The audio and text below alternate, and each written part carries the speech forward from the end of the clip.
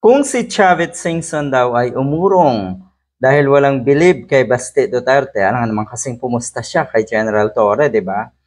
Magiging kahiya-hiya ang pamilyang Duterte. At ano na lang kasi masasabi ng pamilya Duterte kung sakaling pumusta si Chavit kay General Torre.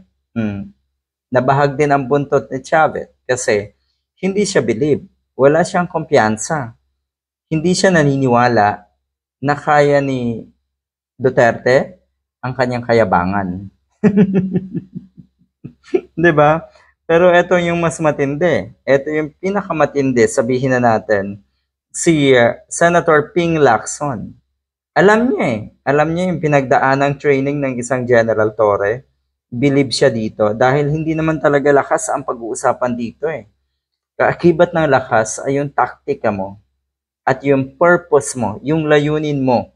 Bakit kailangan mong kumasa sa laban na ito? At maganda ang layunin ng isang General Torre.